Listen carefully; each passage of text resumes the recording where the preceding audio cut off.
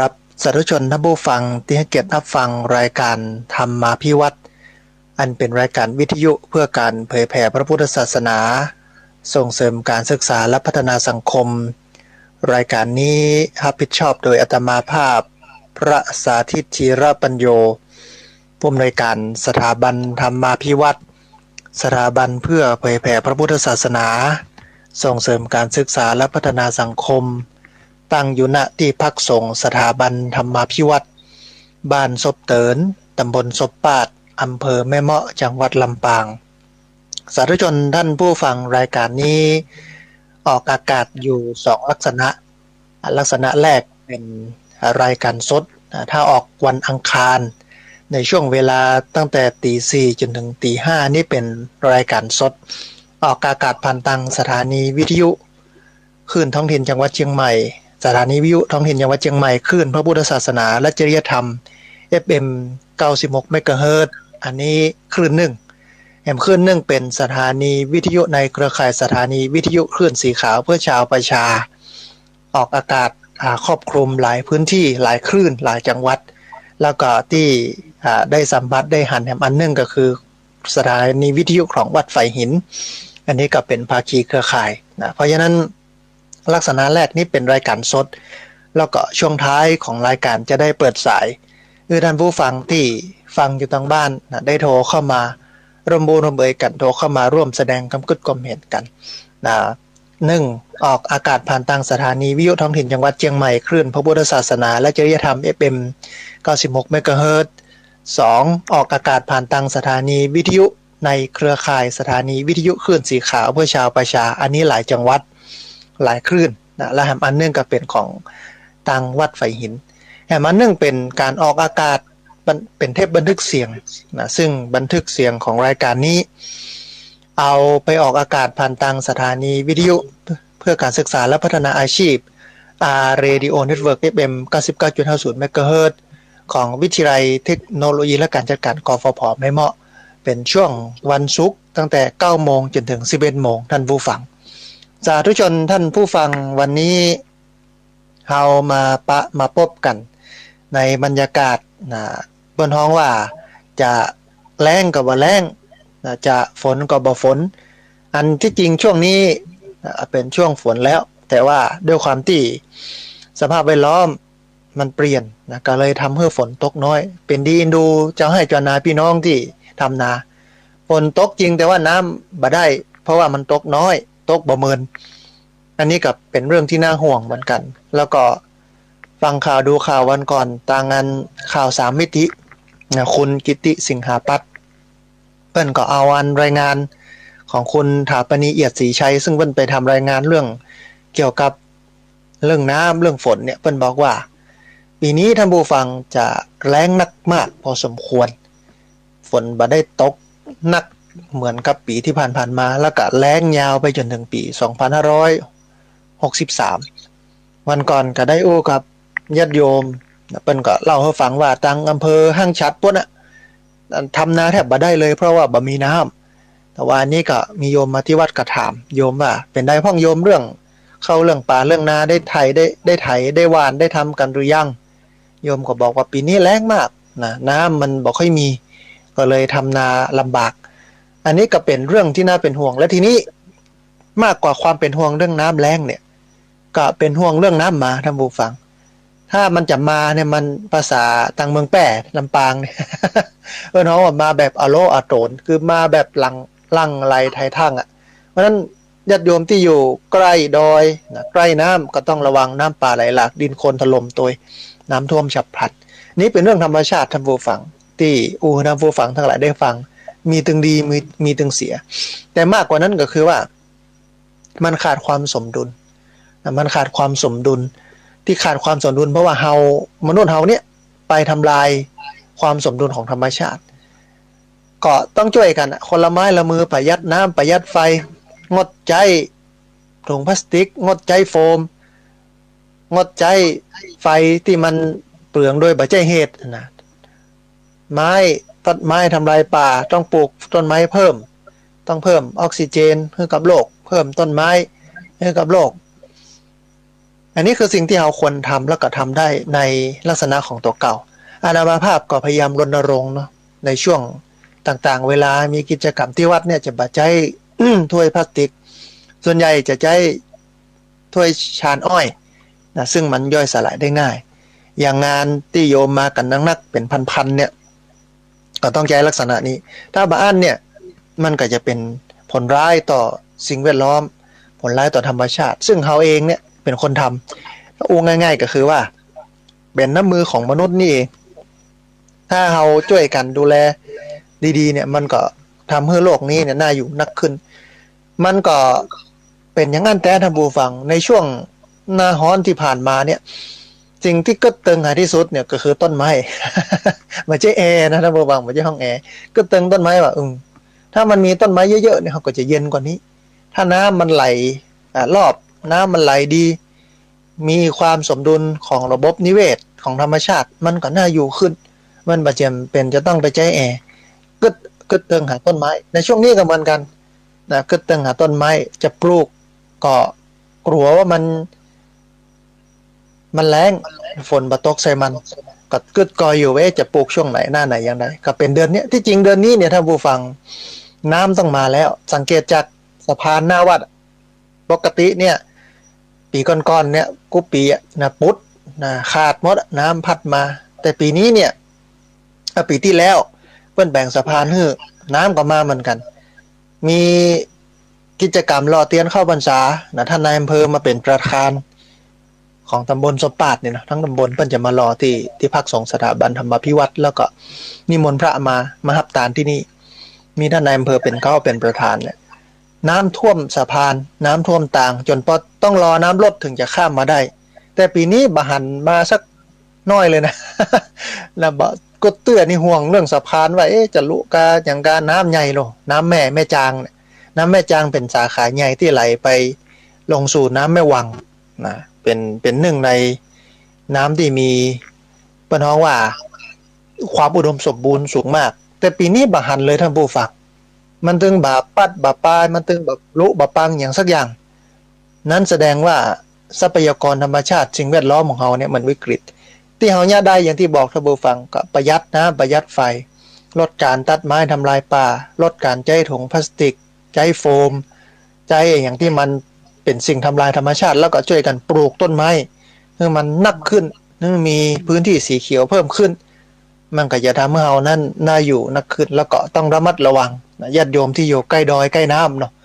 ระวังน้ำป่าไหลหลากดินโคลนถล่มน้ำท่วมฉับพลันเรื่องเหล่านี้ก็เป็นเรื่องที่ประมาทไม่ได้ทีนี้ท่านผู้ฟังจะมาสู่เนื้อหาสาระที่จะอู้กันในวันนี้อัน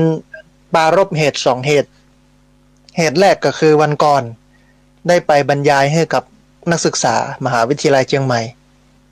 ภาควิชาหมู่วิชาวิจิตรศิลป์นะหมู่เป็นช่างวาดช่างปั้นช่างออกแบบ ก็เปิ้นคณบดีนะเปิ้นต้องการให้นักศึกษาเนี่ยได้เข้าใจในหลักธรรมในทางพระพุทธศาสนาเพราะว่างานศิลปะที่สื่อออกไปส่วนใหญ่เนี่ยเป็นศิลปะไทยมีพุทธศาสนาเป็นฐานและทีนี้เนี่ยด้วยความที่ละอ่อนวัยรุ่นเปิ้นเกิดขึ้นมาในยุคข้อมูลข่าวสารยุค globalization ยุคที่ศรัทธามันถูกการท้าพิสูจน์มันบ่ได้สอนให้เชื่อเหมือนกับยุคเก่าของคนเฮาสมัยนั้นอย่างหมู่เฮาเนี่ยเป็นยุคก่อนยุคเก่าอู้ถึงเรื่องความศรัทธาอู้ถึงเรื่องความเคารพนับถืออู้ถึงเรื่องของความเกรงความพน้องว่ายำเกรงอู้ถึงเรื่องของความมันบาปบุญคุณโทษดีชั่วนรกสวรรค์ยุคเฮาแต่ยุคนี้เนี่ยเปิ้นบอกเขาเชื่อเรื่องโมนี้เพราะฐานความเชื่อมันเปลี่ยนมาเป็นฐานเหตุผลเป็นเชื่อวิทยาศาสตร์ร้อนก็เลยบอกค่อยเชื่อบอกค่อยสนใจนอกจากบ่เชื่อบ่สนใจแล้วเนี่ยเขาก็จะได้หู้ได้หันความบดีบางงามบางจุดบางส่วนต่ออันเองของศาสนาเสร็จแล้วเขาก็สื่อออกมาในงานศิลปะเป็นเชิงเสียดสีพ่องนะเป็นเชิงกระทบกระทั่งพ่องล้อเลียนพ่องอย่างเงี้ยนะเรื่องวัดวาศาสนาเรื่องพระสงฆ์องค์สังฆเจ้าอาจารย์เพิ่นก็กังวลนะก็เลยอยากจะให้นักศึกษาเนี่ยได้เข้าใจ เรื่องศาสนานักขึ้น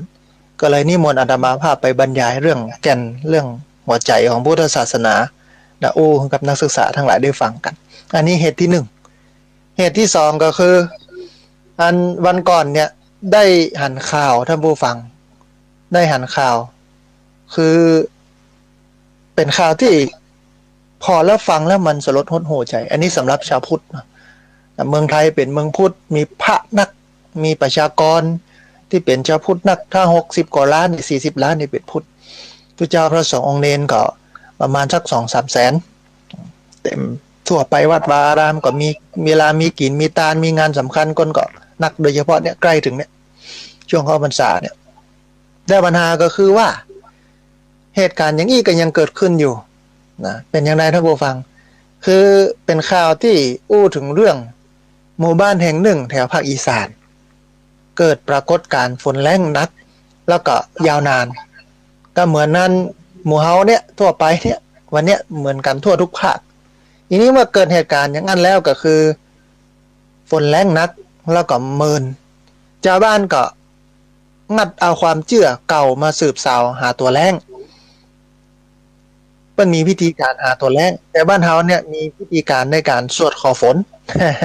เป็นความเชื่อนะอาจจะทำให้เกิดความสบายใจก็ได้โดยที่บ่หวังผลว่ามันจะแต้บัดแต้นะทีนี้ท่านผู้ฟังที่หมู่บ้านแห่งนั้นที่อีสานเนี่ยเปิ้นยะกันอย่างใดนะเปิ้นมีความเป็นมาอย่างใดแล้วมันเกิดอะไรอย่างขึ้นแล้วกระทบต่อชาวพุทธอย่างใดเนี่ยก่อนที่จะไปพอว่าผลมันเป็นอย่างใดก็เบื้องต้นเนี่ยท่านผู้ฟังเฮามาฮู้จักพิธีกรรมนี้กันเนี่ยก่อนเสียงค้องหรือว่าเสียงของเนี่ยเป็นพิธีที่สร้างขึ้นจากความเชื่อในเรื่องผีไม่ใช่พุทธนะไม่ได้เป็นพิธีกรรมของพุทธแต่เป็นพิธีกรรมของผีอย่าไปลืมว่าประเทศไทยเนี่ยยุคเก่าก่อนโบราณเนี่ยอันผีเป็นฐานของความเชื่อจากผีก็มาเป็นพราหมณ์นะจากพราหมณ์ก็มาเป็นพุทธอย่างเงี้ยนะทีนี้ท่านผู้ฟังอันพิธีเนี่ยพิธีเสียงคล้องหรือว่าเสียงของเนี่ยเป็นพิธีที่สร้างขึ้นจากความเชื่อในเรื่องผีใจในการเสี่ยงทายนะเหตุการณ์ที่มนุษย์เนี่ยบ่สามารถทราบได้เช่นเสี่ยงทายหาสิ่งของที่หายนะทำนายเกี่ยวกับการทำมาหากินแล้วก็ขับไล่ผีที่มารบกวนความสุขของมนุษย์และสิ่งชั่วร้ายต่างๆเนี่ยให้มันออกไปจากชีวิตของบุคคลในหมู่บ้านให้มันออกไปจากหมู่บ้านก็ถ้าฟังจากความเป็นมาอย่างอี้เนี่ยก็กล่าวได้ว่าเสียงคล้องเนี่ยเป็นที่เปิ้ง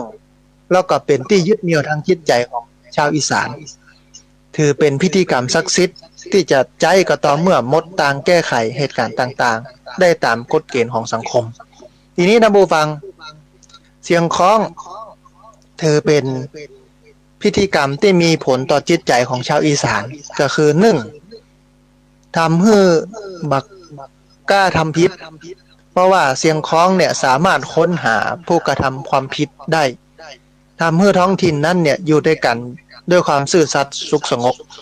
เกิดความกลัวมีเหมือนกับมีอย่างมาควบคุมเรื่องพฤติกรรมการกระทำของมนุษย์ให้อยู่ในแนวทางที่มันถูกต้องบ่ให้ไปยะในสิ่งที่มันเป็นปัญหานะอันที่2เป็นที่พึ่งของคนที่ได้รับทุกข์นะ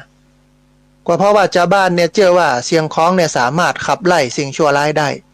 เวลาทำพิธีนี้แล้วมันก็ทำให้สบายใจเป็นที่พึ่งของคนที่ได้รับความทุกข์ความบ่สบายอกบ่สบายใจทำพิธีก็สบายใจนะเพราะว่าได้ปัดเป่าได้อันทำให้มันหายไปแล้วเป็นผลในเชิงจิตใจอันที่3เนี่ยเป็นเรื่องของการทำให้ชาวบ้านเนี่ยตั้งอยู่ในความบ่ประมาทนะตั้งอยู่ในความบ่ประมาททีนี้ท่านผู้ฟัง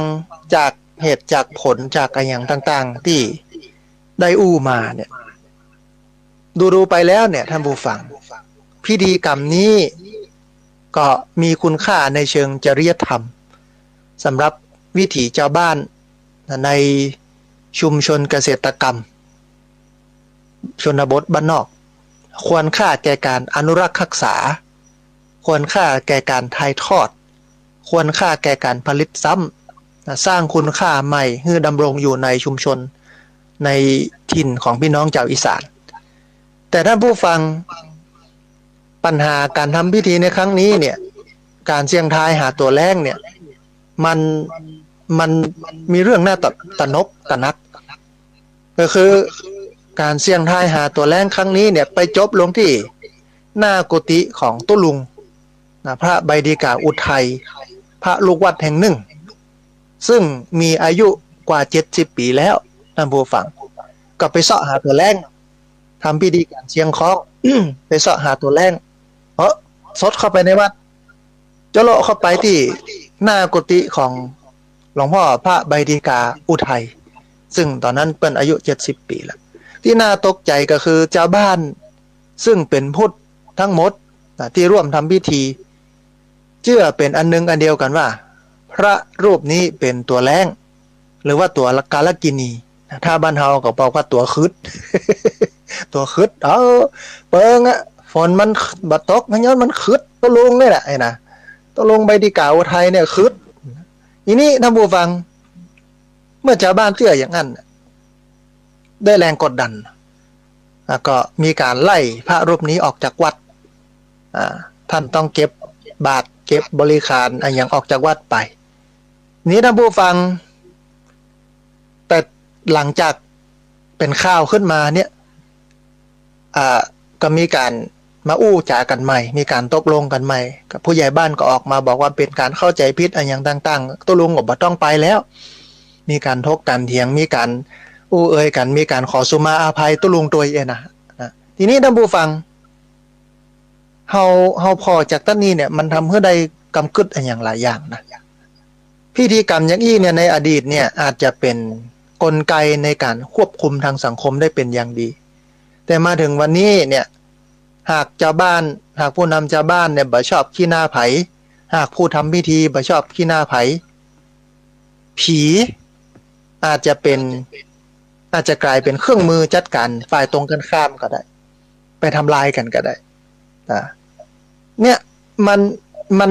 มีนัยยะอย่างหลายอย่างที่ทำให้เราได้รู้ว่าแต่ที่จริงแล้วเขาจะพูดเขาเนี่ยถ้าเป็นพูดจริงเรื่องนี้จะบ่เกิดแต่ถ้าพิธีกรรมเนี่ยเป็นไปตามที่อาตมาภาพได้อู้เป็นไปตามที่อาตมาภาพได้อู้ก็คือมันเป็นเครื่องมือ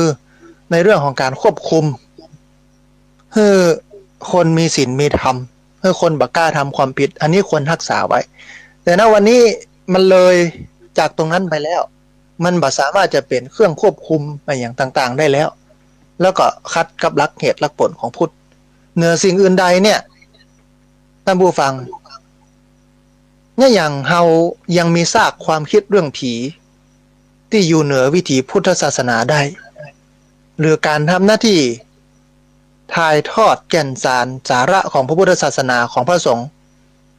ในฐานะพระของชาวบ้านเนี่ยมีความบกพร่องอย่างรุนแรงจึงทำให้ผีเนี่ยจี้หน้าไล่พระออกจากวัดได้นั่นแสดงว่าผีนี่มีอิทธิพลนักกว่าพระนักกว่าพุทธเลยนะแล้วเขาก็บอกว่าเมืองไทยเป็นเมืองพุทธอย่างใดท่านผู้ฟังพุทธจนกระทั่งที่ผีเนี่ยสามารถจี้หน้าไล่พระออกจากวัดได้พิธีกรรมผีเนี่ยมันสำคัญกว่าพิธีกรรมพระมันน่าตระหนกมันน่ากึศนะถ้ามองดูในเชิงของพุทธศาสนาแล้วเนี่ยท่านผู้ฟังโดยหลักการของพุทธศาสนาเนี่ยเรื่องอย่างอี้เนี่ยพูดเฮาบ่ได้เอาใจใส่เท่าที่ควรคือมันบ่ใช่เรื่องสำคัญถ้าเป็นพุทธเนี่ยเรื่องฝนบ่ตกฝนตกนักตกน้อยแรงบ่แรงเนี่ยมันเป็นเรื่องธรรมชาติหรอกแล้วธรรมชาตินั้นมันก็มีเหตุมีปัจจัยของมันเหตุก็คือย้อนไปทำลายธรรมชาติเนี่ยมันทำให้เกิดผลก็คือแรงเพราะนั้นสิ่งที่เราจะต้องทำใหม่ก็คือต้องสร้างเหตุใหม่เพื่อเกิดผลใหม่ต้องไปดูแลธรรมชาติไปปลูกต้นไม้ใบหญ้าประหยัดใช้น้ำมกน้ำมันใช้ไฟรวมไปจนถึงงดใช้พลาสติกงดใช้โฟมบ่ทำลายธรรมชาติสิ่งแวดล้อมงดใช้ยาฆ่าหญ้าหรอ เนี่ยมันก็จะเป็นเหตุเป็นปัจจัยส่งผลให้ความแรงนั้นหมดไปหายไปหรือเบาบางลงแต่ทีนี้เราบัดเลือกบัดใจวิธีการที่มันเป็นเหตุเป็นผลจะไปใจเรื่องไสยศาสตร์เรื่องนอกเหนือความคาดหมายซึ่งมันอยู่นอกเหตุเหนือผลมันก็ทำเมื่อเกิดปรากฏการณ์อย่างนี้อาตมาภาพหันแล้วพอแล้วเนี่ยกึดขึ้นมาในใจว่าความเป็นพุทธนะที่เฮามีกันอยู่เนี่ยมันสมบูรณ์แค่ไหนถ้าพุทธแท้เนี่ยท่านผู้ฟังเปิ้นจะบ่ได้สนใจเรื่องผีเรื่องสางเรื่องเทวดาเรื่องอิทธิฤทธิปาฏิหาริย์เรื่องโดนบันดาลแต่เปิ้นจะเชื่อเรื่องเหตุเรื่องผลเป็นสำคัญนะฮะมาฟังอย่างอี้ถึงขั้นที่ว่าผีนี่มีอิทธิพลจีหน้าไล่ตัวเจ้าออกจากวัดตัวเจ้าเป็นตัวคึดเลยนะมันน่าสะพรึงกลัวแล้วมันบ่งบอกว่าความเป็นพุทธเฮาเนี่ยมันบ่มีคุณภาพท่านผู้ฟังแต่ถ้าจะให้มีคุณภาพก็ต้องมาเรียนรู้ต้องมาศึกษาต้องมาปฏิบัติกันใหม่ทำความเข้าใจกันใหม่ว่าพุทธก็คือพุทธอย่างเปิ้นทำพิธีกรรมไหมเนาะอย่างสวดคาถาปลาช่อนหลายที่เปิ้นทำนะนั่นเป็นการให้กำลังใจคนเป็นการทำให้คนนั้นยอมรับในสภาพการที่ว่ามันแรงได้แล้วก็หาทางแก้ไขโดยการที่จะสวดแล้วให้ฝนตกบ่ตกเนี่ยมันเป็นวิธีธรรมชาติมันบ่ขึ้นอยู่กับการสวดบ่ได้ขึ้นอยู่กับอิทธิฤทธิ์ของคนที่จะไปดลบันดาลอย่างนั้นอย่างนี้นั่นเป็นภาวะธรรมชาติถ้าเขาเชื่อเรื่องคนดลบันดาลเรื่องธรรมชาติเนี่ยเขาก็หลุดจากความเป็นพุทธไปแล้วมากกว่านั้นเขาก็ย้อนเข้าไปสู่วิถีของศาสนาดั้งเดิมซึ่งเป็นศาสนาผีวันก่อนท่านผู้ฟังที่เราท่านผู้ฟังทั้งหลายได้ฟังไปบรรยายให้กับนักศึกษามหาวิทยาลัยเชียงใหม่เรื่องหลักการพุทธศาสนาเนี่ยคณะวิจิตรศิลป์โดยท่านคณบดีรองศาสตราจารย์อัศวินีนะเปิ่นมาปานักศึกษามานั่งฟังเกิงวันนามาภาพก็เล่าเปิ่นฟังว่าศาสนาเนี่ยมีบ่อเกิดอยู่ประมาณสัก4บ่อเกิดนะบ่อเกิดอันแรกที่เป็นบ่อเกิดของศาสนาก็คือศาสนานั้นเกิดจากความกลัวเขากลัวเมื่อวันเมื่อคืนกลัวความมืดนะเขากลัวแผ่นดินไหวกลัวฟ้าผ่าฟ้าห้องกลัวพายุกลัวฝนตกน้ำนองน้ำท่วมด้วยความกลัวนี้เขาก็กึดโดยสามัญสำนึกของคนทั่วไปว่าสิ่งที่เกิดขึ้นเนี่ยมันจะต้องเป็นฝีมือของสิ่งที่มันอัศจรรย์พันโลกแน่นอนเหนือธรรมชาติแล้วก็เป็นสิ่งที่ยิ่งใหญ่มากคือเทพเจ้าคือผีเมื่อความเชื่ออย่างเงี้ยก็เลยทำให้เฮานั้นจะต้องอ้อนวอนบวงสรวงให้เปิ้นน่ะนอบน้อมตัวเนาะให้เปิ้นเนี่ยพอใจเพื่อที่จะเปิ้นจะบ่ได้ทำให้เกิดพายุฟ้าผ่าฟ้าห้องน้ำท่วมแผ่นดินไหวอันนี้เกิดจากความบ่ฮู้เกิดจากความกลัวเกิดจากความกลัวธรรมชาติกลัวปรากฏการณ์ธรรมชาติบ่เกิดที่1บ่เกิดที่2คือความบ่ฮู้ว่าปรากฏการณ์ธรรมชาติเนี่ยที่มันเกิดขึ้นเนี่ยมันบ่ได้ว่าเป็นฝีมือของไผมันเกิดขึ้นโดยธรรมชาติของมันโดยเหตุโดยปัจจัยตามธรรมชาติของโลกเมื่อวันเมื่อคืนแผ่นดินไหวฟ้าห้องฟ้าผ่าพายุน้ำท่วมลมพัดด้วยความที่เฮาบ่ฮู้เฮาก็คิดว่าเนี่ยมันต้องมีไผเป็นคนเนี่ย ไผเป็นคนทำประเทศพระเจ้าน่ะกะผีน่ะกะสยามภูพระผู้เป็นเจ้าเทวดาน่ะกะเนี่ยเมื่อเป็นอย่างนี้ปุ๊บต้องอ้อนวอนต้องนะให้เปิ้นพอใจต้องบวงสรวงต้องนอบน้อมต้องเคารพสักการะถ้าเปิ้นพอใจแล้วเปิ้นจะบ่ทำทีนี้ถ้าเฮาบ่พออย่างเงี้ยเฮาอ้อนวอนกันมาบอกใดก็บ่ฮู้อ้อนวอนบวงสรวงกันมาบอกใดก็บ่แต่สิ่งนี้ก็ยังปรากฏอยู่แผ่นดินไหวน้ำท่วมเมื่อวันเมื่อคืนก็เพราะว่ามันบ่ได้เป็นของที่ไผเนี่ยแต่มันเป็นธรรมชาติที่มันเกิดขึ้นบนโลกนี้ตามเหตุตามปัจจัย1ความกลัว2ความบ่ฮู้3ความจงรักภักดี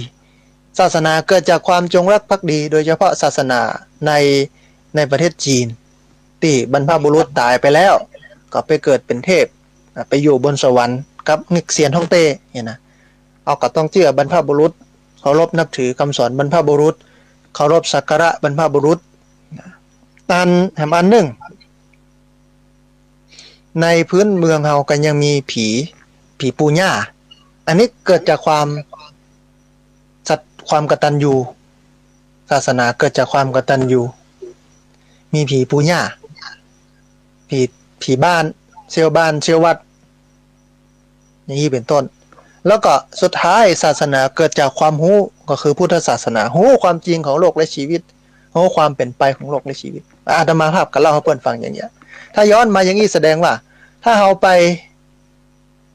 ปมองถึงเรื่องของความกลัวความบ่โหความจงรักภักดีนะเราก็เป็นคนนับถือศาสนาที่ไม่ใช่ศาสนาพุทธแต่เป็นศาสนาโบราณที่เป็นเชื่อเรื่องพวกนี้แต่ศาสนาพุทธเนี่ยเป็นศาสนาที่ตั้งอยู่บนฐานของเหตุและผลมาเชื่อเรื่องพวกนี้เชื่อเรื่องว่าดีชั่วมันอยู่ที่ตัวทำนะสูงต่ำมันอยู่ที่ทำตัวจะแก้ก็แก้ที่ตัวเก่านี่ไม่ได้แก้ที่อื่นถ้าเราเป็นศาสนานอกศาสนาเป็นคนพุทธแต่ไปนับถือผีนับถือพราหมณ์นับถือไสยศาสตร์เนี่ยเราจะมองว่าสิ่งทั้งหลายที่เกิดขึ้นกับเราเนี่ยมันเป็นเคราะห์เป็นกรรมมันเป็นสิ่งที่บ่ดีเพราะฉะนั้นเราจะต้องไปสะเดาะเคราะห์ไปแก้กรรมไปทำพิธีแต่บ่ได้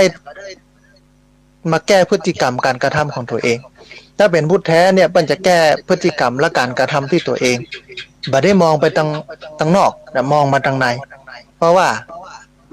มันเป็นเหตุและเป็นผลอยู่ในตัวของมันเองมาพอมากอยข่าวตุ้ลุงตะกี้เนี่ยกระทำเมื่อตะนกตกใจว่าโอ้บ่ใช่ธรรมดาแน่นอนอันทำให้เกิดความโกลาหลทำให้เกิดความเป็นปัญหาต้องตอนนี้มันเข้าใจกันละมาสุมอกสุมากันเนี่ยนะแต่มันก็ทำให้พิธีกรรมเนี่ยซึ่งตะกอนเนี่ยเป็นพิธีกรรมที่มีประโยชน์มันส่งผลให้ทำให้คนบักกล้าทำความผิดเพราะว่าเสียงของเนี่ยมันสามารถค้นหาผู้กระทำความผิดได้ทำให้ท้องถิ่นนั่นเนี่ยอยู่ด้วยกันด้วยความซื่อสัตย์สงบสุขมันเป็นที่เปิ้งของคนได้รับตุกโดยชาวบ้านเชื่อว่าเสียงคล้องเนี่ยสามารถขับไล่สิ่งชั่วร้ายออกไปจากบ้านจากจองจากหมู่บ้านชุมชนได้ทำให้ชาวบ้านเนี่ยตั้งอยู่ในความบัประมาทแต่ว่าวันนี้เนี่ยมันกลับกลายเป็นโทษไม่ได้เป็นประโยชน์ต่อไปแล้วมันอยู่ที่คนประพฤติปฏิบัตินะเพราะฉะนั้นเนี่ยท่านผู้ฟังจะต้องหันมามองความเป็นพุทธและตั้งอยู่บนฐานของความเป็นเหตุเป็นผลนักขึ้นอาตมาภาพเปิ้นกระถามนะว่าอันอาจารย์นักศึกษาที่ไปบรรยายเปิ้นฟังเนี่ยเปิ้นกระถามว่าพระอาจารย์แล้วภาวะอย่างเงี้ยมันบ่งบอกสถานการณ์พุทธศาสนาอาตมาภาพก็บอกว่ามันแย่เปิ้นก็บอกว่าโอ้ทั้งที่วัดก็มีนักขึ้นนะการเผยแพร่ศาสนาก็ง่ายขึ้นอย่างเราเนี่ยฟังทางวิทยุเนาะดังอินเทอร์เน็ตก็ได้หนังสือทางหาก็แต่ก่อนนี้ต้องไปหาตุเจ้าอย่างเดียวเลยไปฟังที่วัดตามโอกาสต่างๆตามเทศกาลต่างๆอย่างในช่วงเข้าพรรษาก็จะมีการแสดงธรรมเป็นธรรมะสัญจรเนี่ยไปตามที่ต่างๆสมัยก่อนน่ะมันเข้าถึงธรรมะยากแต่สมัยนี้ก็ถึงธรรมะง่ายแล้วทำไมและเนี่ยอย่างคนยังเชื่อยังยึดติดสิ่งเหล่านี้อยู่อาตมาภาพก็บอกว่าก็เป็นเพราะว่าอันวิถีความเชื่อเรื่องไสยศาสตร์เรื่องผีเรื่องพราหมณ์เนี่ยมันมาก่อนพุทธในประเทศของเราเนี่ยก่อนที่จะเป็นพุทธเนี่ยมีผีมาก่อนคนนับถือผีก่อนจากผีมาปุ๊บศาสนาพราหมณ์จากอินเดียก็เข้ามาคนก็นับถือพราหมณ์จากพราหมณ์มาก็มาเป็นพุทธอย่างเราเนี่ยทีนี้ท่านผู้ฟังย้อนไปถึงเรื่องของบอกเกิดศาสนาว่าศาสนาเกิดจากความกลัวความบ่ฮู้ความจงรักภักดีแล้วก็ความฮู้เนี่ยอันมันก็ทำให้ศาสนานี่แบ่งออกเป็นสองฝากศาสนาที่เชื่อเรื่องเทวดาเชื่อเรื่องการดลบันดาลเชื่อเรื่องชีวิตถูกลิขิตด้วยพระพรหมพระผู้เป็นเจ้าหรือก๊อด อันนี้เปิ้นฮ้องว่าศาสนาเทวนิยมนะเทวะแปลว่าเทพนะนิยมก็คือนิยมเทพนิยมเทพเจือเทพเจือเทวดาและแห่งศาสนาแห่งสายหนึ่งก็คืออะเทวนิยมอะแปลว่าไม่นะก็คือไม่นิยมเทพไม่นิยมเทวดาศาสนาเทวนิยมมีอย่างพ้องถ้าไปมองถึงเก้าถึงกุ๊กก็ป้นศาสนาจำพวกฮิบรูอียิปต์โบราณศาสนาพราหมณ์นะต่อมาก็เป็นเรื่องศาสนายิวศาสนาคริสต์ศาสนาอิสลามเป็นต้นคือศาสนาที่เชื่อว่าเทพเจ้าเป็นผู้ดลบันดาลให้ชีวิตเฮาอยู่ดีมีสุขสุขทุกข์ขึ้นอยู่กับเทพเจ้า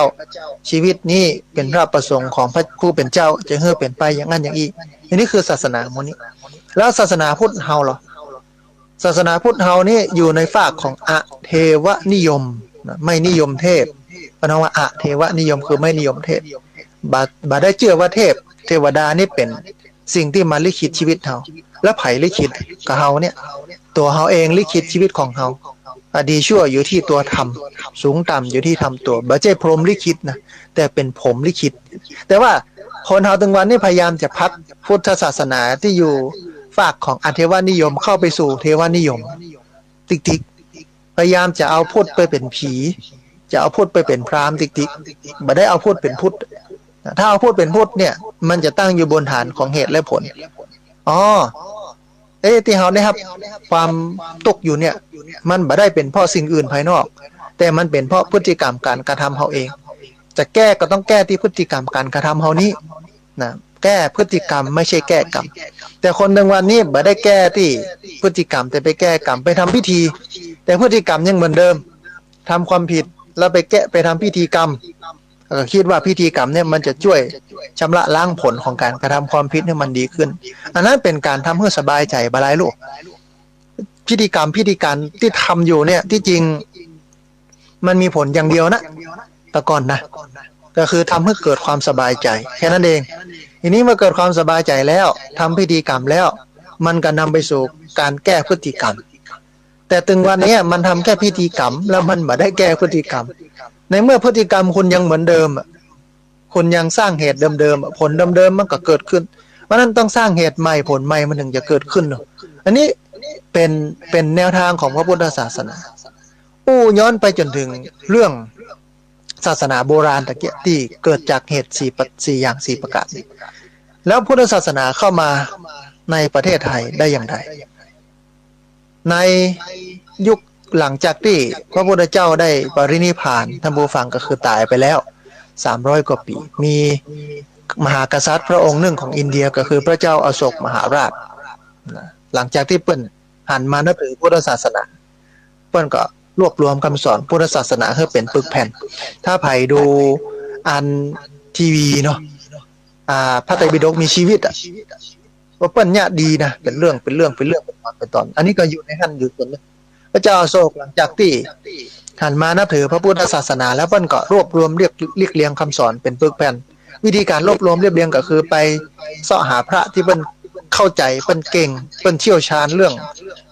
พระไตรปิฎกเรื่องคำสอนเอามาเรียบเรียงที่จริงมันก็มีมาก่อนแล้วใ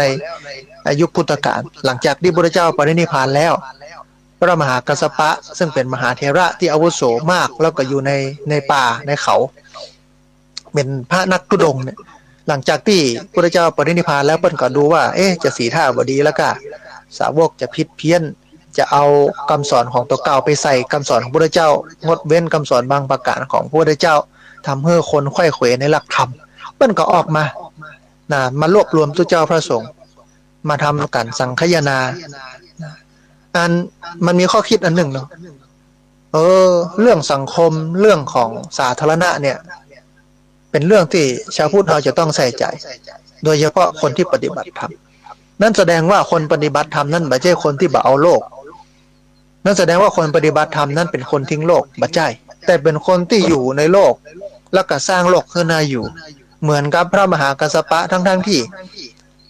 ตัวท่านเองเนี่ยเป็นพระธุดงค์อยู่ป่าพวก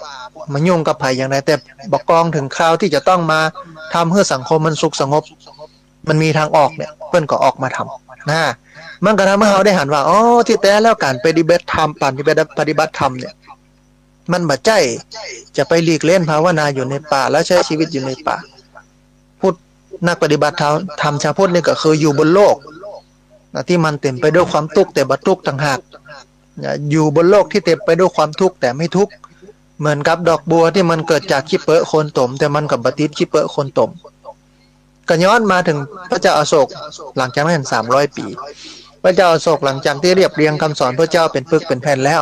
ก็ทรงสมณทูตเป็นคณะออกไปเผยแผ่ศาสนาตามที่ต่างๆก็มีสายที่8ท่านผู้ฟังนำโดยพระโสนอุตระเข้ามาในดินแดนสุวรรณภูมิเพราะตอนนั้นประเทศไทยสยามยังมีเตื้อดินแดนแถบเอเชียตะวันออกเฉียงใต้เนี่ยเป็นห้องว่าสุวรรณภูมิประเทศต่างๆณวันนี้ก็พยายามจะบอกว่าตัวเก่าเป็นดินแดนสุวรรณภูมิเช่นพม่าพม่าก็บอกว่าสุวรรณภูมินี่นะอันก็มีคนถามต่อไปว่ามีอย่างรองรับพ้องบ่มีอย่างเดียวก็คือการปฏิบัติวิปัสสนากรรมฐานคือวิปัสสนาวงในการสืบทอดเรื่องการปฏิบัติธรรมในสายวิปัสสนากรรมฐานของพระโสนอุตระของพระมหากัสสปะของพระพุทธเจ้ามานี่นะอันวิปัสสนากรรมฐานสายนี้เนี่ยมาจากประเทศพม่าอย่างที่วัดร่ำเปิงก็ดีอย่างที่หลวงปู่ทองก็ดีที่วัดพระราศีจำตองอันนี้ก็เป็นสายนี้เปิ้นก็ยืนยันว่าเนี่ยคือวิปัสสนาวงที่สืบทอดมาสมัยพระโสนอุตระมาพม่าก็บ่ได้มีหลักฐานทางโบราณคดีแต่ว่าเป็นวิปัสสนาวงที่สืบทอดกันมาประเทศลาวก็อ้างว่าดินแดนสุวรรณภูมิที่พระโสนอุตระมาก็อยู่ที่ลาวแต่ว่าบ่มีเพิ่นฮ้องว่าอันหลักฐานทางวิทยาศาสตร์ทางวัตถุโบราณวัตถุประเทศไทยก็บอกว่าสุวรรณภูมิก็อยู่ที่เนี้ยที่ประเทศไทยเนี่ยแรกๆเดิมทีเนี่ยก็บอกว่าอยู่ที่จังหวัดนครปฐมอยู่ที่จังหวัดนครปฐมเอาอย่างมาอ้างก็เอาอันโบราณวัตถุก็คือรูปปั้นธรรมจักรแล้วก็มีกวางหมอบอยู่2ข้างพร้อมกับสลักคาถาภาษาบาลีเยธรรมาเหตุปภวาเตสังเหตุงตถาคโตเตสัญจโยนิโรโทจะเอวังวาทีมหาสมโนสรุปแปลเป็นภาษาไทยง่ายๆว่าอันทุกอย่างมันมีเหตุมีผลสิ่งใดเกิดแต่เหตุพระเจ้าตัดสิ่งนั้นก็หมายความว่าพุทธศาสนานี่พูดถึงเรื่องเหตุเรื่องผลนะเหตุทำให้เกิดผลนั้นมาจากเหตุอย่างนี้เป็นต้นนะฮะอันเขาเชื่อว่าพุทธศาสนาเข้ามาครั้งแรกเนี่ยก็คือที่ฮั่นแต่พอเปิ้นไปตรวจเปิ้นฮ้องว่าคาร์บอนความเก่าแก่ของวัตถุโบราณบัดใจกลายเป็นพศ500ที่ยังว่านครปฐมเนี่ยคือพศ500เป็นศิลปะของอินเดียตอนใต้อย่างนี้เปิ้นก็สืบสาวเล่าเรื่องไปแหมก็ไปปะท่านผู้ฟังที่อำเภออู่ทองจังหวัดสุพรรณบุรีไปปะอันหบปั้นดินเผามีพระสงฆ์อุ้มบาตรมีอยู่3รูปก็พิสูจน์ความเก่าแก่กับเราก็ว่าอันเป็นพศ300พอดีอันนี้อาจารย์ศรีศักดิ์โกลิโพดมซึ่งเปิ้นเป็นนักประวัติศาสตร์เปิ้นก็เรียบเรียงรวบรวมไว้อาตมาภาพตอนเป็นพระนิสิตเฮียนอยู่เนี่ยก็ไปค้นคว้าไปศึกษาเรื่องนี้นะมีความเข้าใจเรื่องนี้พอสมควรนั่นแสดงว่าเดิมทีเนี่ยอันศาสนาเฮาเนี่ยมันเป็นศาสนาที่อู้ถึงเรื่องเหตุผลไม่ได้อู้ถึงเรื่องดลบันดาลแต่เฮาเองวันเนี้ยเฮาก็พยายามจะพลักพุทธศาสนาไปเป็นศาสนาเทวนิยมไปเป็นเทพเป็นเทวดาอาตมาภาพอู้กับหมู่นักศึกษามหาวิทยาลัยเชียงใหม่ที่ไปบรรยายให้ฟังวันนั้นว่าเอาตัวเฮาเป็นตัววัดเอาเวลาเฮากราบพระเจ้าหรือกราบพระพุทธรูปเนี่ยถ้าเฮากราบแล้วเฮาคิดว่าอันพระพุทธเจ้ายังอยู่แล้วจะดลบันดาลให้ชีวิตเฮาอยู่ดีมีสุขอย่างนั้นอย่างอี้นี่นะนั่นแสดงว่าเฮาห่างไกลออกจากความเป็นพุทธหรือหลุดออกจากความเป็นพุทธแล้วนานแล้วแต่เวลาเฮากราบพระเนี่ยเฮากราบเพื่อระลึกนึกถึงพระพุทธเจ้าว่าเป็นคนที่มีคุณแสดงความกราบเพื่อแสดงความกตัญญูกราบเพื่อแสดงความเคารพสักการะที่พระองค์ไปศึกษาธรรมะปฏิบัติธรรมะแล้วเผยแผ่ธรรมะให้เฮากราบเพราะว่าพระพุทธเจ้านั้นเป็นอันตัวแทนเป็นตัวอย่างของเฮาจากปุถุชนคนธรรมดาหนาไปด้วยกิเลสกับคัดเกลาตัวเก่าจนเป็นอริยบุคคลได้นั่นแสดงว่าเป็นคนที่บอกว่า พระพุทธรูปเนี่ยเป็นสิ่งที่บ่งบอกว่ามนุษย์มีศักยภาพในการพัฒนาตัวเก่าในการทำตามเหตุและผลนะถ้าเอากราบอย่างเงี้ยนี่เขาเป็นพุทธแท้แต่ถ้าไปกราบเป็นของศักดิ์สิทธิ์มันก็ไม่ได้เป็นพุทธแท้ด้วยการอู้ถึงเรื่องนี้อาจารย์เปิ้ลก็ถามว่าแล้วถ้าอย่างนี้ท่านพระอาจารย์มันเข้าลักษณะที่ว่าทองคำบังพระพุทธนะใบลานบังพระธรรม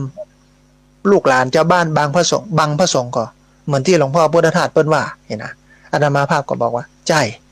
ตึงวันนี้มันเป็นอย่างนั้นทองคำไปบังพระพุทธหรือที่หลวงพ่อพุทธทาสอู้ให้ชัดคือพระพุทธรูปบังพระพุทธเจ้าคัมภีร์ใบลานบังพระธรรมลูกหลานเจ้าบ้านบังพระสงฆ์อธิบายรายละเอียดเห็นสักหน่อยพระพุทธรูปหรือทองคำไปบังพระพุทธเจ้าอย่างไรก็อย่างเงี้ยมันอยู่ที่เราปฏิบัติต่อพระพุทธรูป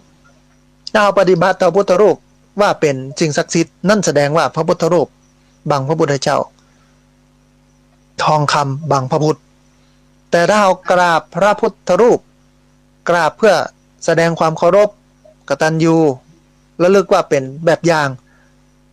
เป็นต้นแบบถ้าเป็นภาษาวัยรุ่นก็คือไอดอลในเรื่องการฝึกหัดขัดเกลาตัวเก่าบัจเจมาดลบันดาลให้เราอยู่ดีมีสุขเพราะพุทธเจ้านี้เป็นยอดของผู้ที่มีฤทธิ์แต่พระองค์ไม่เคยใช้ฤทธิ์ดลบันดาลให้ใครสุขหรือทุกข์สิ่งที่ใจมากที่สุดคืออาเทศนาปาฏิหาริย์ที่เกิดจากการแสดงธรรมให้คนได้กำกึดเอาไปปฏิบัตินะอันนี้อันแรกอันที่สองคือพระธรรมบังใบลานไปบังพระธรรมก็คือปฏิบัติศึกษาแล้วบ่ได้เอาไปปฏิบัติหัวหมดยังเป็นยังพระสูตรไหนสวดได้หมดบทนั้นบทนี้อย่างนั้นอย่างนี้แต่ก็ไม่ได้เอาไปปฏิบัติมันก็เลยเป็นที่มาของคัมภีร์หรือพระธรรมคัมภีร์ไปบังใบลานไปบังพระธรรมลูกหลานพระสงฆ์ไปบังเจ้าบ้านหมายความว่าเวลาเขาจะกราบเคารพสักการะพระสงฆ์เขาก็ไปมองที่พฤติกรรมการกระทำไปมองว่าเปิ้นเป็นลูกหลานเจ้าบ้านเปิ้นเป็นคนที่ต่ำกว่าเขาบางคนที่เปิ้นเป็นนักปฏิบัติธรรมมาได้บวชนะเปิ้นก็มองว่าตัวเจ้าพระสงฆ์บ่เคร่งเป็นลูกหลานเจ้าบ้านอย่างเนี้ยลูกหลานเจ้าบ้านก็ไปบังพระสงฆ์แต่ที่เขาจะกราบพระสงฆ์ก็ไปติดว่าเปิ้นเป็นลูกหลานเจ้าบ้านคนกราบก็มีทิฏฐิสูงขึ้นมีอัตตาตัวตนสูงขึ้นแต่ถ้าเขาทลายมูลนี้ออกไปหมดทำความเข้าใจไหมว่ากราบพระพุทธรูปเพื่อเป็นสื่อถึงพระพุทธเจ้าก็คือพระองค์นั้นเป็นคนที่มีศักยภาพเป็นคนที่บอกว่ามนุษย์มีศักยภาพในการพัฒนาตนเองนะพระองค์เป็นคนที่ยิ่งใหญ่มีพระคุณต่อเราต้องแสดงออกบอกถึงความกตัญญูบ่ได้กราบในฐานะที่เป็นพระพุทธรูปศักดิ์สิทธิ์แต่บัดเดี๋ยวนี้มีสัปปะหลวงพ่อนั่นหลวงพ่อนี่ศักดิ์สิทธิ์ซึ่งผิดหลักการศาสนาอันที่หนึ่งอันที่สองก็คือว่าอันพระธรรมเนี่ยมันบ่ใช่ศึกษาแล้วเป็นคนหูธรรมะอย่างเดียวมีคนโพสต์ลงในอินเทอร์เน็ตวันนั้นหันเป็นญาติธรรมเนี่ยมันบอกว่าคนรู้ธรรมะชอบเอาชนะคนอื่นคนปฏิบัติธรรมะชอบเอาชนะตัวเอง คนหูธรรมะชอบเอาชนะคนอื่นคนปฏิบัติธรรมะชอบเอาชนะตัวเองแต่ประเดี๋ยวนี้เรามีคนหูธรรมะนักแต่เขาขาดคนที่ปฏิบัติธรรมะนั่นหมายความว่าพระอันคัมภีร์ใบลานไปบังพระธรรมก็หมายความว่ากับมัวแต่ศึกษาแต่ปริยัติบ่ได้นำไปปฏิบัติแล้วก็บ่ได้รับผลก็คือปฏิเวทจะแก้การคัมภีร์ไปบังพระธรรมก็คือต้องเอาไปปฏิบัติก่อนมันถึงจะได้มรรคได้ผลสุดท้ายอันลูกหลานชาวบ้านไปบังพระสงฆ์คือบางครั้งบางทีเนี่ยเราหันพฤติกรรมการกระทำของพระสงฆ์ที่เป็นปัญหาซึ่งมีน้อยมันทุกวงการดีก็มีบ่ดีก็มีแต่ที่มันออกมามันจะเอาบดีออกมานักล้ำไปแต่ที่จริงดีมีปะเลอะแต่เปิ้นบ่เอาออก มันเป็นข่าวมันขายมาได้ถ้าผู้ฟังข่าวตัวเจ้าดีๆเนี่ยมันบ่ค่อยเป็นข่าวแต่ข่าวบดีเนี่ยมันคนชอบคนหมมันก็เลยต้องหาไปคุยข่าวบดีออกมาเมื่ออย่างนี้ปุ๊บเขาก็ไปติดภาพลักษณ์ของพระสงฆ์ก็เลยทำให้ตัวเองเนี่ยบ่ค่อยนับถือศาสนาโดยเฉพาะคนรุ่นใหม่เนาะถึงวันนี้คนรุ่นใหม่ก็กลายเป็นคนที่บ่มีศาสนาก็คือบ่นับถือศาสนาใดนักขึ้นเป็นพวกภาษาวิชาการเรียกว่าเอทิส ไม่นับถือศาสนาใดเลยด้วยเหตุผล2ประการอันที่1ก็คือมองเห็นความไม่เป็นเหตุเป็นผลความไร้สาระของพิธีกรรมการกระทำที่มันไม่ตั้งอยู่บนฐานเหตุผลของศาสนาในวันนี้นะอันที่2คือพฤติกรรมการกระทำของนักบวชในศาสนามันก็เลยทำให้คนรุ่นใหม่เนี่ยห่างไกลจากศาสนานอกจากห่างไกลแล้วยังต่อต้านด้วยแต่ถ้าเราไปอธิบายให้เปิ้นเข้าใจเปิ้นก็จะเข้าใจอาตมาภาพก็เปิ้นฟังว่า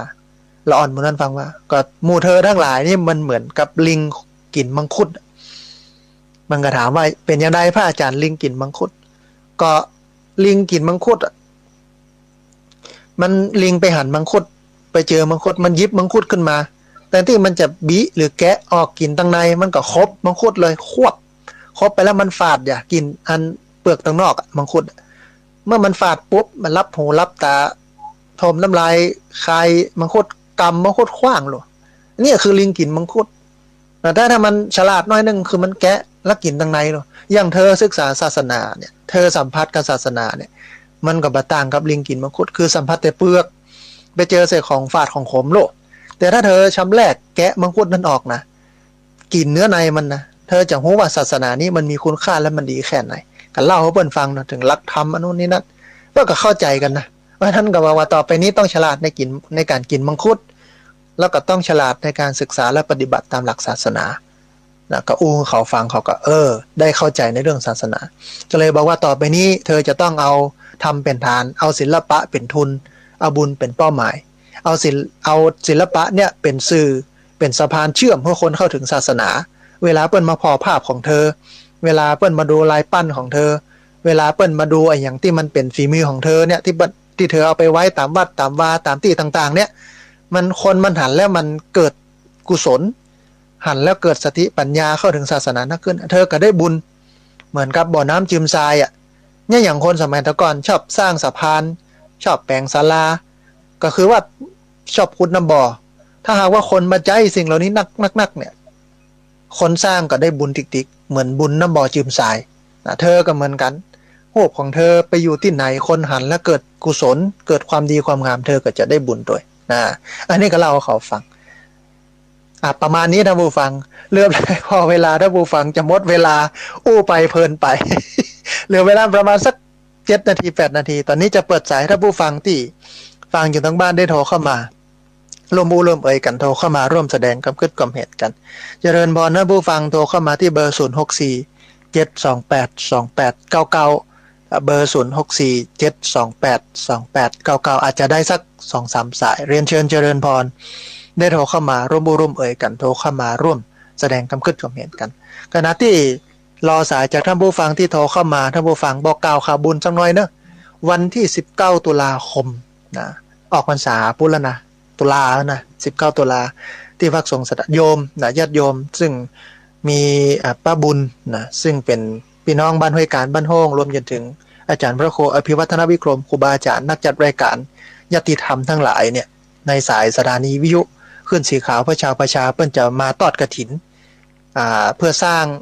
เรือนพักสัมมเนรนะที่พักสงฆ์สถาบันธรรมพิวัตรอันนี้ท่านผู้ฟังได้ยินได้ฟังแล้วคลื่นใดอย่างใดก็เรียนเชิญเจริญพรในวันที่19 ตุลามาร่วมบุญกันมาร่วมกินร่วมทานพอดีมีสายเข้ามาสายหนึ่งเดียวครับสายนี้ก่อนเปิ้นจะว่าจะได้พ่องเจริญพ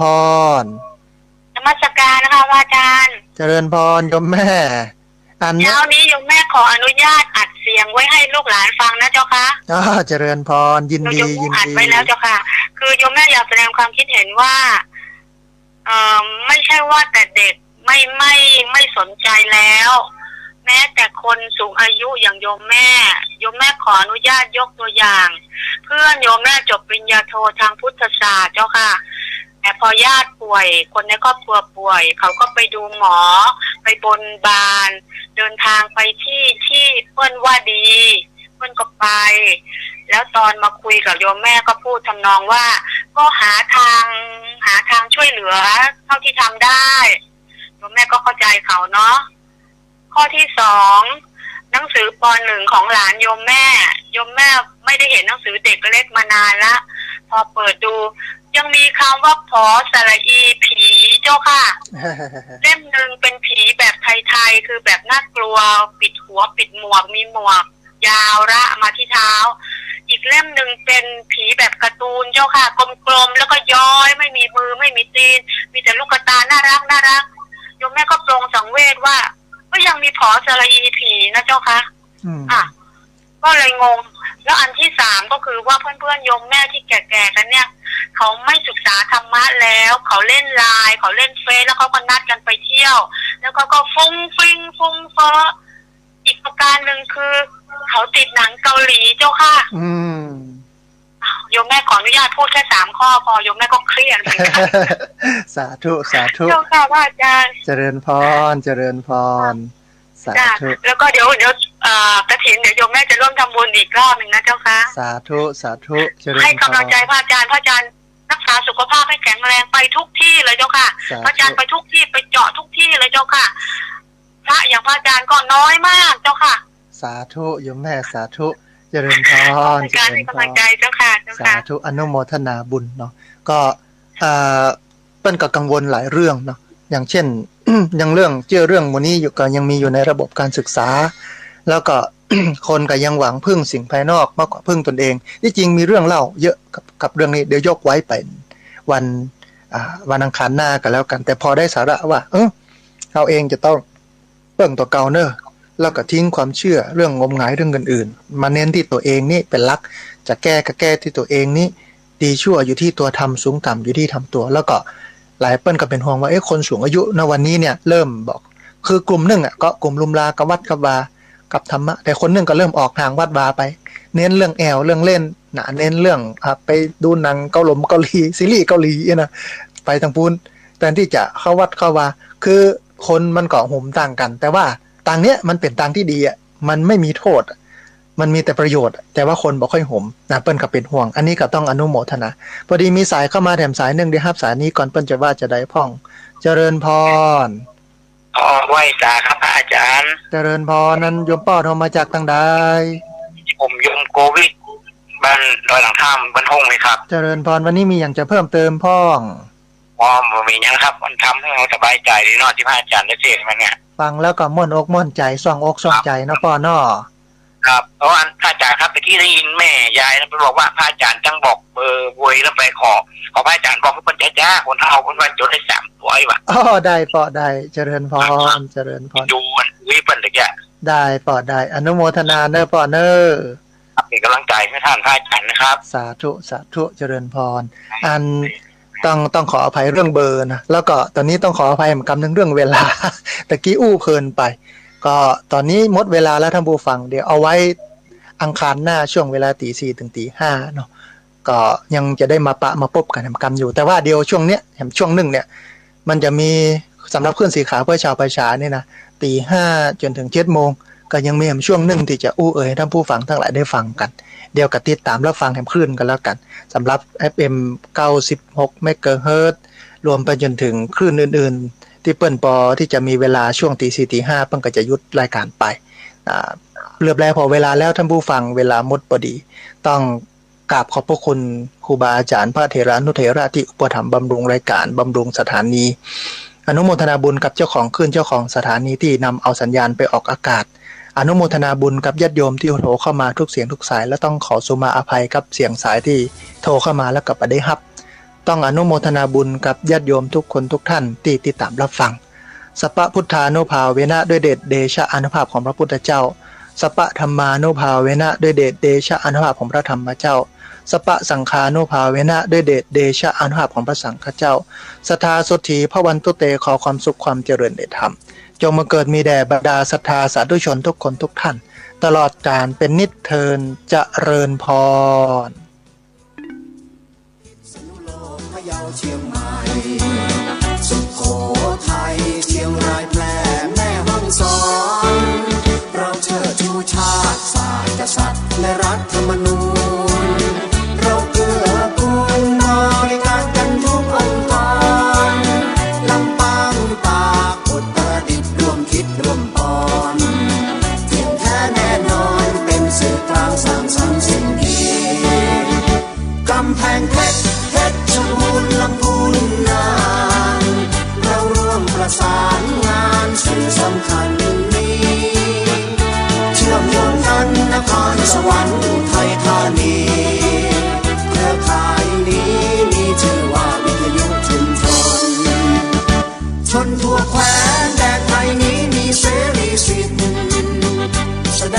คิดเสนอแนะและเหตุผลสื่อถึงกันเข้าใจกันทุกบ้านตำบลวิทยุชุมชนโดยประชาชนเพื่อชุมชนของไทย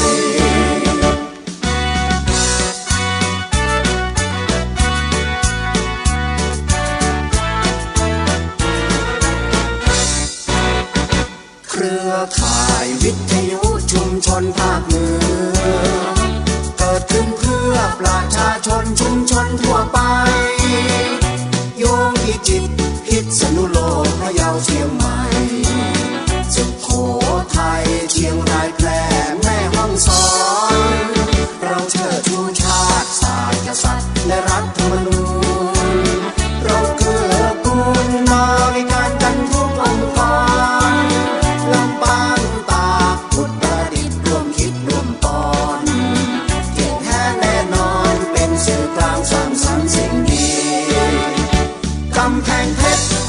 ชรบูรณ์ลำพูนน่านเราร่วมประสานงานสื่อสำคัญนี้เชื่อมโยงกันนครสวรรค์ไทยธานีเครือข่ายนี้มีชื่อว่าวิทยุชุมชนชนทั่วแคว้นแดนไทยนี้มีเสรีสิทธิ์แสดงความคิดเสนอ